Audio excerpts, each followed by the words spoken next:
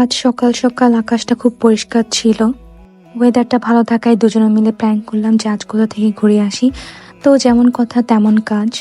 যদিও আজকে সন্ধ্যায় আমাদের একটা দাওয়াত ছিল আমার হাজবেন্ডের একটা এক্স কলিগের বাসায়, কিন্তু সেখানে যাওয়ার আগে আমাদের হাতে টাইম থাকে, আমরা ডিসাইড করলাম এয়ারপোর্ট রানওয়ে লুকআউট থেকে একটু ঘুরে আসি।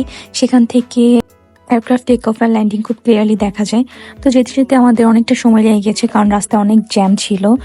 অলমোস্ট সানসেট হয়ে গিয়েছিল। এখানে খুব তাড়াতাড়ি সন্ধ্যা হয়ে যায়, 5:30টার মধ্যেই। তারপর আমরা সেখানে পৌঁছে গেলাম।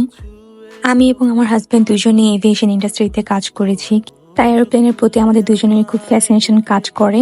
সেই ছোটবেলা আব্বুর কাঁধে করে বিমান ওঠানামা দেখা থেকে শুরু করে বিমানে কাজ করা, তারপর বিভিন্ন দেশে ঘুরে বেড়ানো, সবকিছুতে কেমন যেন এক অদ্ভুত অনুভূতি কাজ করে। যাই হোক, যেহেতু সন্ধ্যা হয়ে যাচ্ছিল তাই খুবই ঠান্ডা লাগছিল। যেহেতু খোলা জায়গা থাকায় এখানে অনেকটা বাতাস ছিল, তাই আমরা বেশিক্ষণ অপেক্ষা না করে আন্টির বাসার উদ্দেশ্যে রওনা দিয়ে দিলাম। আন্টির বাসা এয়ারপোর্ট থেকে মাত্র 10 মিনিটের দূরত্বে।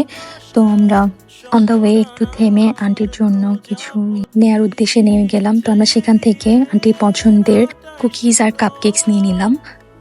তারপরেই তো আমরা আন্টির বাসায় চলে আসলাম। এখানে অনেক অনেক আড্ডা আর গল্প গুজবের মধ্যে দিয়ে বেশ খানিকটা সুন্দর সময় কাটালাম। তারপর আমরা সেখান থেকে স্যান্ডিগ্রামে চলে গিয়েছিলাম। এটা একটা ইন্ডিয়ান কমিউনিটি এরিয়া। এখানে একটা ইন্ডিয়ান শপ থেকে আমরা কিছু গ্রোসারি শপিং করে নিলাম এবং লাকিলি কিছু দেশীয় পণ্য পেয়ে গেলাম। তারপর আমরা সেখান থেকে বিকানের ওয়ালা একটা শপে গিয়েছিলাম পানিপুরি টেস্ট করতে। খুব ভালোভাবে জানে আমি ফুচকা পানিপুরি এগুলো খেতে অনেক পছন্দ করি। বিদেশের মাটিতেও ও মেক শিওর করতেছে যাতে আমি দেশি খাবার মিস না করি। হি সো থটফুল, মাশাল্লাহ।